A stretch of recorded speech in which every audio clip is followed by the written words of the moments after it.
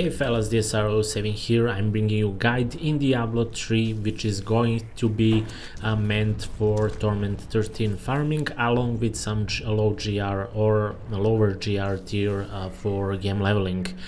So basically we are focusing on Arcane Orb ability. It's not gonna be Explosive Blast build, it's not gonna be Arcane, so it's not the fastest, probably it's slower by small margin from Explosive Blast, but it's still really fun to play, and you're not actually bothered with cooldown and with in-gem. So basically you don't really need to rush for elites, you can just do whatever you want, you can even make pause, you know, just go during Rift, and you don't really need to care for elites to get all buffs up.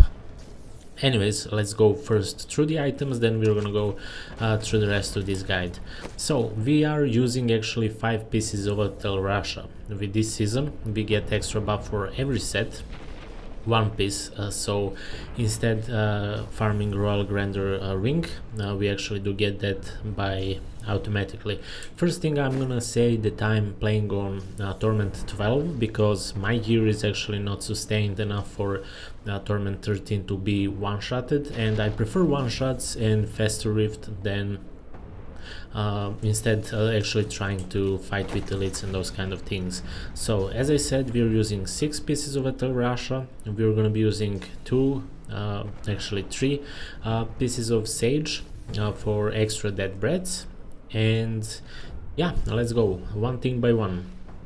First thing, we're gonna go to the cube because this is mostly mentioned for beginners or casual players, just to be clear with that. So in weapon we need to use Aether Walker. Either I would recommend Unstable Scepter, but I didn't really get good shop on that one, so I decided to actually equip this one. That should be going in cube, and instead you can equip Unstable Scepter. Really depends what you actually have better. Main thing on weapon, you need to care about maximum arcane power. You need arcane power because with this weapon, either in cube either equipped, DPs actually can last, like you can use them forever, but you need resource power or arcane power actually. So that's the thing why we need this, why we are using this weapon, but at the same time we need maximum arcane power on couple items. Along with that you need this offhand Triumvirate, I guess, I'm not sure how to pronounce that one. Nonetheless, on that one you're looking for roll on increased Arcane Orb damage, and of course at secondary you need maximum arcane power. What this offhand does actually is your signature spells increase the damage of Arcane Orb by 350 for 6 seconds, stacking up to 3 times. So along with that, when you're out actually of your arcane power, you're going to be using your left click and you're going to recharge, and at the same time when you drop that orb you're going to have increased damage. So everything is kind of synchronized and works really well together. Other than that, you have 5 pieces of Tal Rasha. What I don't have, to be honest, here, that's okay for gloves, for pens, casual thing, regular thing, nothing really weird. Same thing for set belt.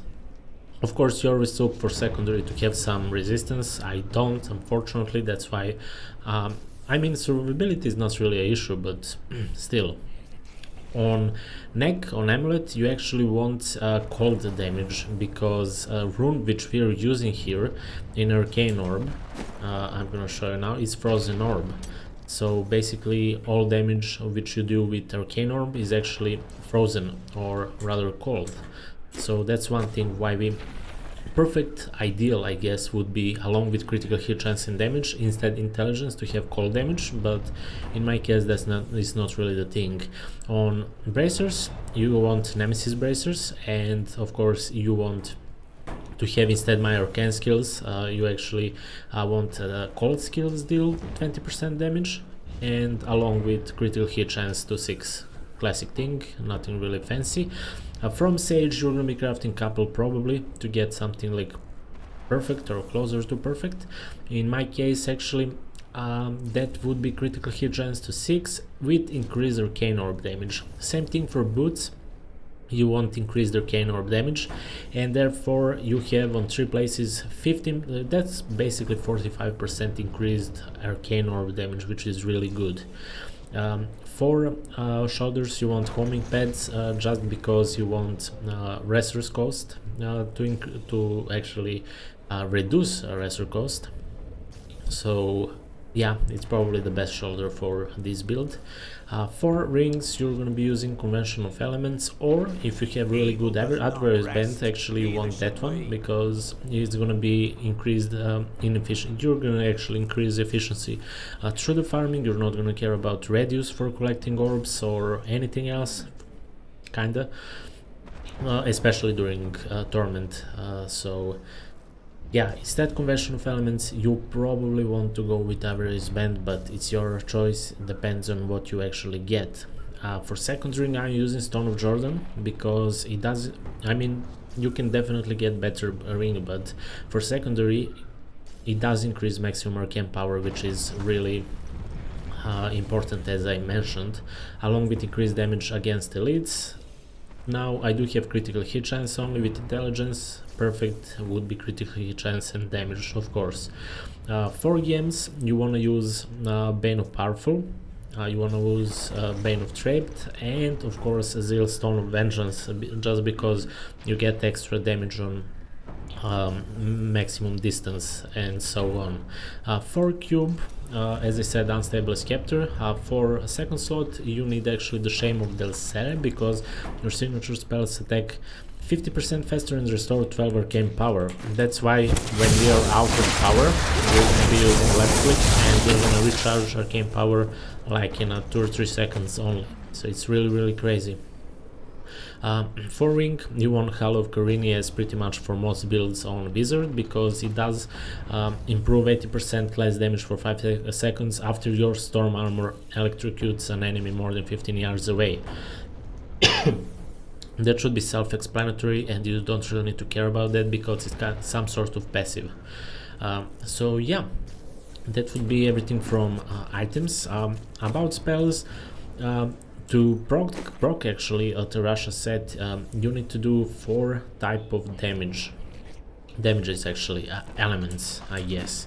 So we're gonna be using Shock Pulse Fireballs for fire, we're gonna regularly use Arcane Orb Frozen, which is cold damage. We're gonna use Black Hole Supermassive for lightning, I'm gonna talk about that a little bit later, and of course we're using Teleport Calamity just to have 4th element of damage active, and pretty much we will always cast Arcane Orb and Teleport basically, which will be enough and sustained to keep our 4 buff stack without actually doing anything else. Storm Armor is passive to proc a ring which is in cube, and familiar because we do regenerate extra arcane power. For passives we are using Unstable Anomaly. It's basically give a second chance and we don't really die when we should die. We're using Illusionist because when we teleport we have increased movement speed, which is always handy. Pretty much that's the main thing.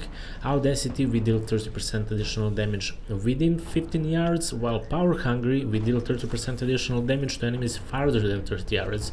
Along with that, Gem of Vengeance, which we do have equipped in ring, you're gonna deal damage on every field basically. So now when we know whole procedure, actually I'm gonna lower my sound because it's crazy loud.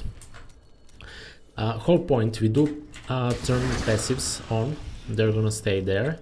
And now to proc all 4 elements we need left, right click, black hole, and then TP, and we do have 4 stacks. To keep that we just need to keep TPing, or either we recharge arcane power or we throw orb and clear basically everything which is on display. And we don't really care about regular black holes or regular, you know, anything. Basically while we are moving and we deal any damage on any mob, we do keep those 4 stacks, and that's something which is kind of relaxing and enjoyable actually in this build. So let's go. This is probably the worst map, I hate this map, but nonetheless we do throw those orbs. We need actually I'm liking the damage, I said that. but it's gonna get only better now from this point because we do have all games up.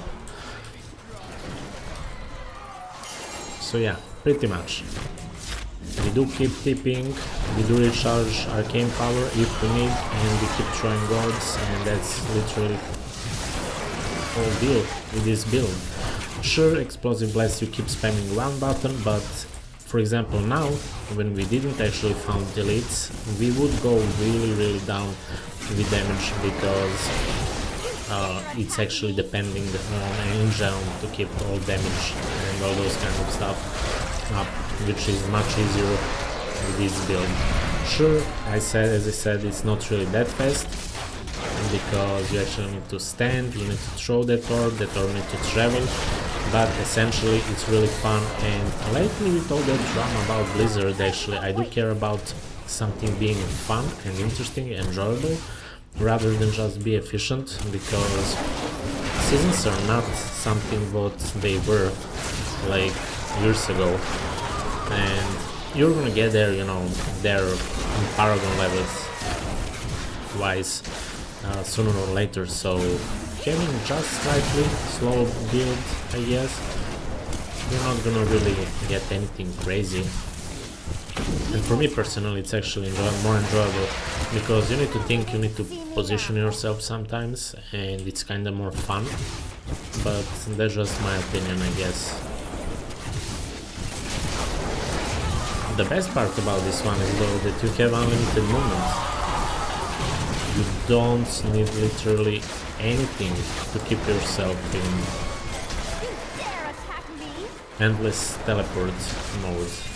This is the problem only which I have. Those shielded guys, they usually make problems here because I don't have enough damage, I guess, to burst everything around them, but essentially it's good enough. I don't have cold damage on Bracer, I don't have cold damage on Amulet, so you know, there is a lot of things to improve. And yeah, I actually did on PTR, I did Torment 13, no issues whatsoever with Paragon 800.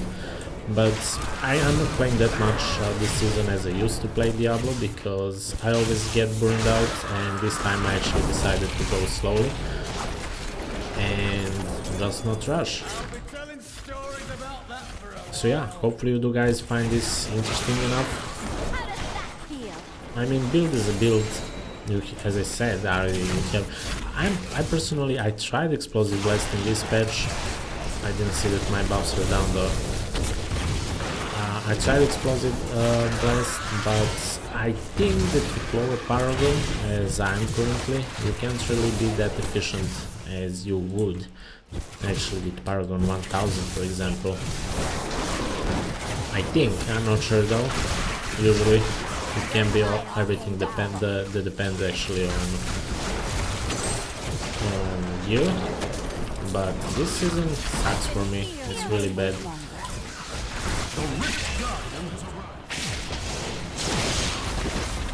And yeah, that's pretty much. It's slower, I know it's slower, but I'm also slower. I'm not fast as I used to be, especially in Diablo. So yeah, I just wanted to share this build with you guys. It's not really something secret or unique. There are already, I believe, guides and builds for something like this, but personally I probably this is my most enjoyable build for Wizard this season. So yeah, that's what I'm doing right now. And yeah, it would be nice if we had cold damage instead arcane skills, and then extra critical hit chance, for example. But yeah, it's gonna be hard to get everything perfect. Most likely it's gonna be hard, but nonetheless, thanks for watching, guys. Hopefully you did find this interesting and fun, and hopefully some new players will actually be encouraged to do this build instead just holding and spamming Explosive Blast, especially on higher tournaments and GRs where you actually need some positioning to make everything work perfectly. So yeah, thanks for watching, guys. Stay tuned for more, and I will be uploading more content in upcoming days.